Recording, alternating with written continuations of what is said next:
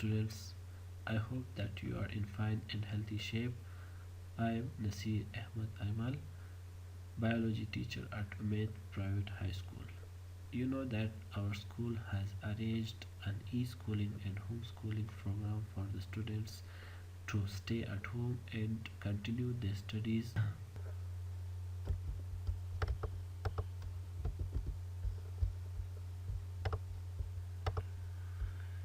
Today we are going to study the locomotion system. Before entering the locomotion system, let's revise the term homeostasis. Homeostasis was the internal balance of an organism to its external environment in order for it to survive. So, this balance was maintained by two systems. One was the nervous system and the other was the hormonal or endocrine system. In order for organism to survive or maintain homeostasis, response to the stimuli is an important process. We have studied the sensory pathway that in the nervous system. So the response to that stimuli that is received by the nervous system is an important uh, ability for homeostasis. Movement of the body anytime needed is a remarkable activity to keep organisms in homeostasis. So, anytime the stimuli is received, so an organism has to perform a cross action or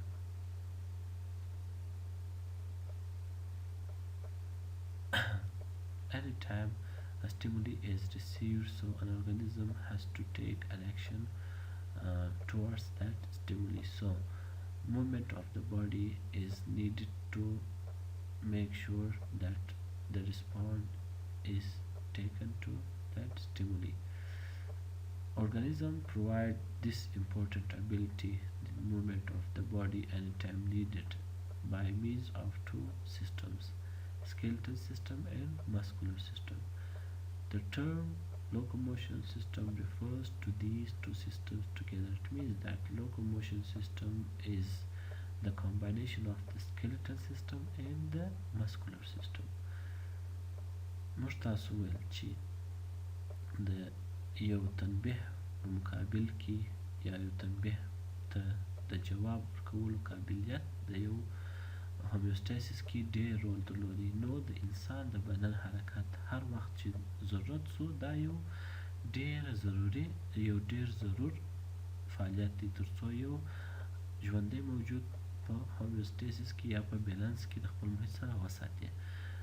دغه حرکت دی دغه موومنټ اف د باډي موږ تاسو د دوه سیسټمونو په واسطه باندې مینټین کولی سو. یو یې سکلیټل سیسټم یا اسکلیټي سیسټم او بل مسکولر سیسټم یا عضلاتي سیسټم. دغه لوکوموشن سیسټم کوم ټرم یا اصطلاح چې د هغه دغه دواړه سیسټمونه کوم چې سکلیټل سیسټم او مسکولر سیسټم دي دوی دواړو ته یو ځای کاریږي. Skeletal system. Besides being used in the movement, the skeleton is a supporting structure or framework. It gives body shape to organisms and protects their internal organs. Skeletal system یوازې په دا نه چې دی په حرکت کې رول لري بلکې دی یو سپورټ یا په اصطلاح د یو کومک کوونکي یا د یو محکم ساتونکي رول او د یو فریم ورک رول لري. یعنې دی د یو ژوندي موجود و بدن ته په اصطلاح یو قالب ورکوي یو شیپ ورکوي. and protects the internal organs او د دوی داخلي کوم غړي چې دی هغه د تاوان څخه یا د هزار څخه ساتي. Several types of skeleton performs these functions in different organisms. اوس نو ژوندي موجودات بیلابیل سکلیټونه لري نظر هغه موجود ته یا هغه ژوندي ارګانیزم ته په کتو سره. په عموم کې کوم سکلیټونه چې موږ تاسو په اوس وخت کې پیژنو هغه پر درې ډوله دي.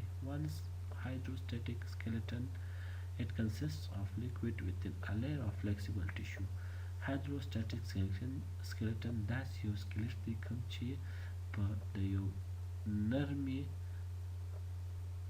د یو نرم نسج په مابینځ کې یو مایع لري. د یو نرم فلیکسیبل ټیشو په مابینځ کې یو مایع موجود دي لکه په ځینې غیر فقاریه حیواناتو لکه چینجیانو او ځینې ساده نباتاتو کې. Exoskeleton. An exoskeleton protects organisms from outside. یو خارجي سکلیټ وظیفه داره ترڅو دغه موجود یا د ژوندي موجود د بهر د خوا څخه د خطر څخه وساتي. Many groups of invertebrates have exoskeletons such as insects and some snails. ځینې حلزونونه او ځینې حشرات چې دغه ډول سکلیټ لري ترڅو دوی د باندني خطراتو څخه وساتي. An exoskeleton is made of either chitin or calcium carbonate.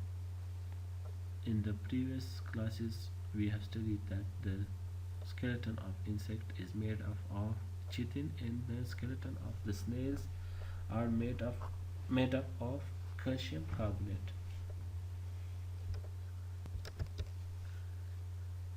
The endoskeleton is found in the vertebrates. This skeleton provides several functions such as movement, support in giving shape, protection of the internal organs, production of blood cells and mineral storage. داخلي کم سکلیټ چې دی هغه په فقاریه حیواناتو کې موجود دی. دغه سکلیټ ډېرې وظیفې لري د هغو څخه چې دی موومنټ حرکت، سپورټ and giving shape یعنی بدن ته شیپ یا په اصطلاح قالب ورکول او بدن محکم ساتل، protection of internal organs د داخلي غړو حفاظت کول، production of blood cells ځینې هډوکي چې دی هغه د وینې د حجراتو پروډکشن یا تولید دنده په غاړه لري، and mineral storage او د منرالونو د ذخیرې وظیفه په غاړه لري. These were some types of skeleton that we have studied. The first one was the hydrostatic skeleton, the second one was the exoskeleton, and the third one was the endoskeleton. The human skeletal system.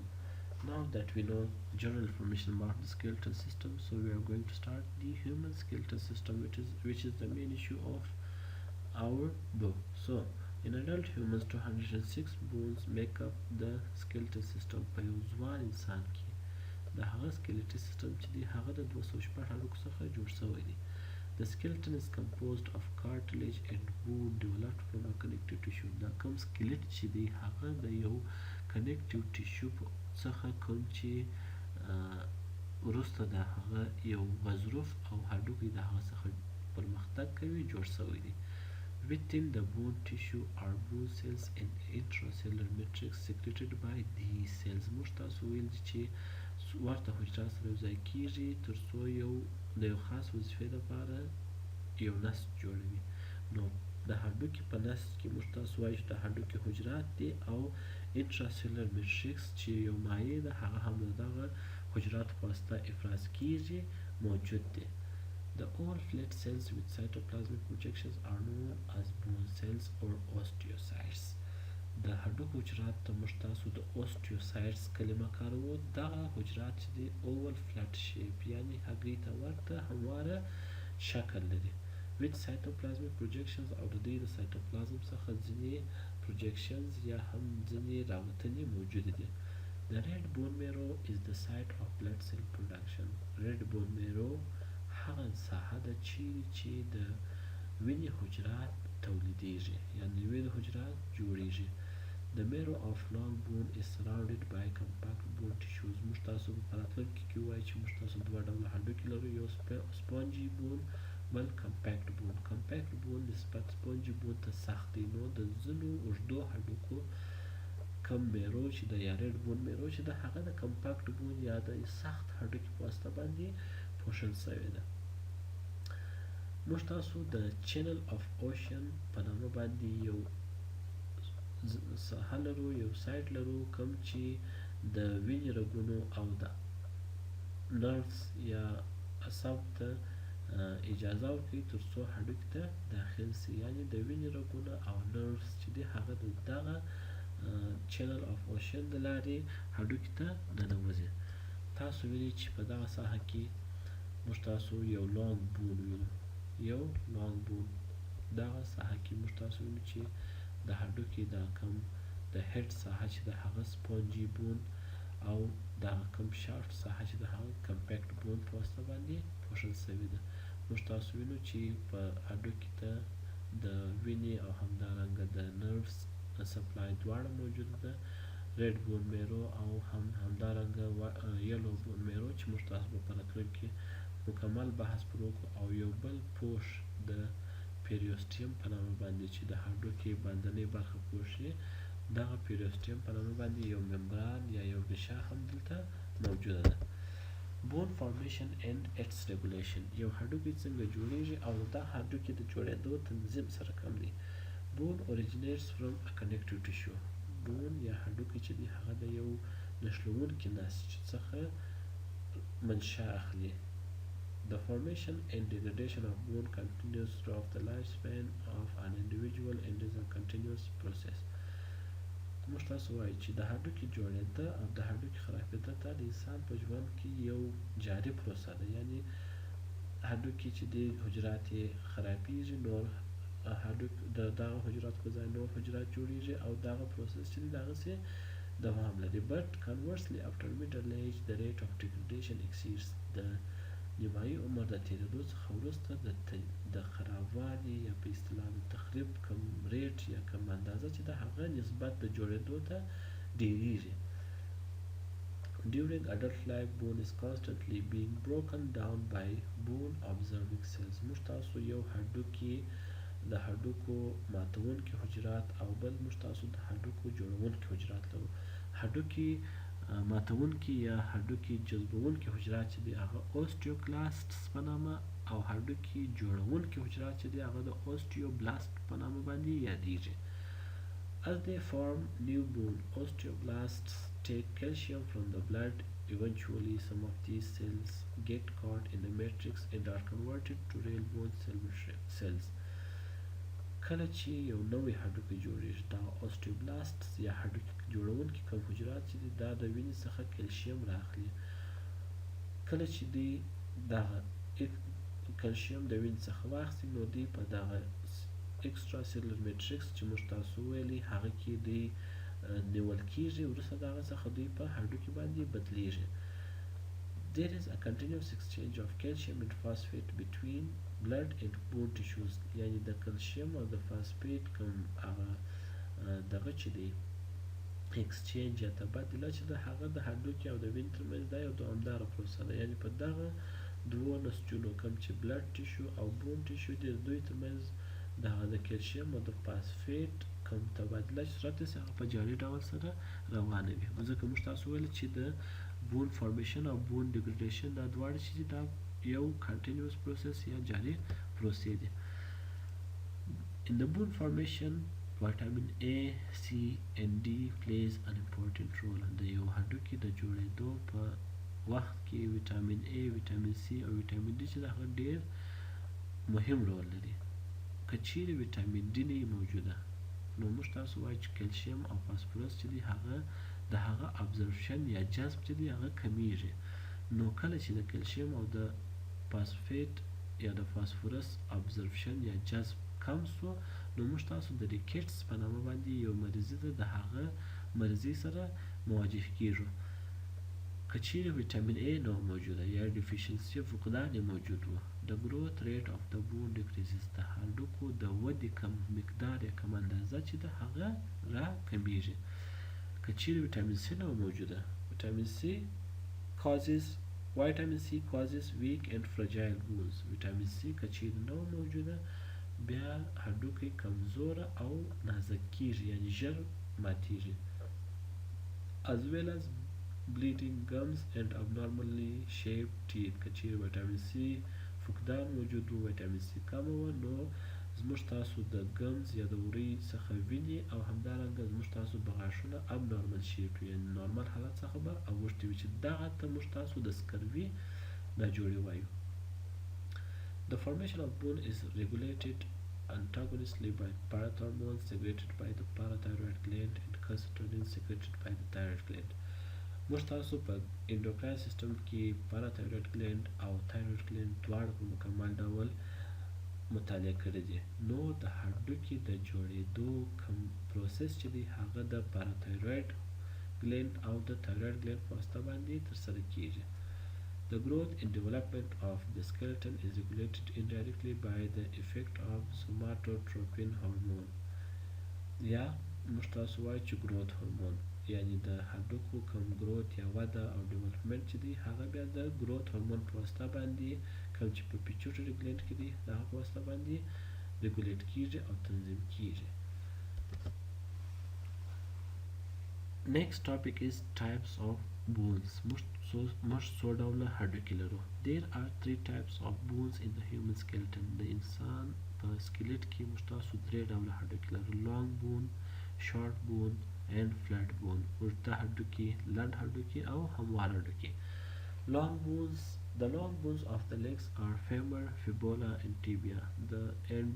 Those of the arms are humerus, radius and ulna.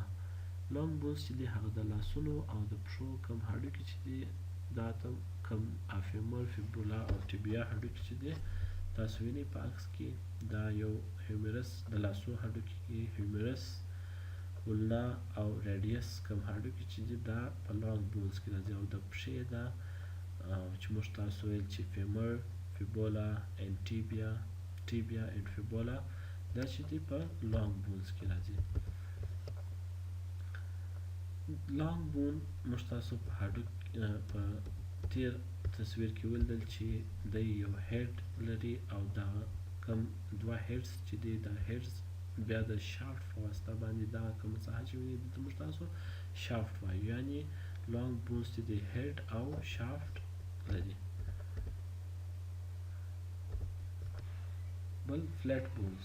The sternum, rib cage, hip bones, patella of the knee joint and the bones of the skull are the bones of the sternum. This bone that you see here is called the sternum, the rib cage, the patella and the pelvic bone. These are types of flat bones. And we have the short bones. The bones of the vertebra, bones of hand, foot, wrist joint, ankle joint and fingers are called short bones. These bones that you see here, the bones of the fingers, the hand and also bones of the vertebrae, these are called short bones. So this was a brief information about the human skeleton system. In the next lesson we are going to study the bone growth. Until then, have a good time.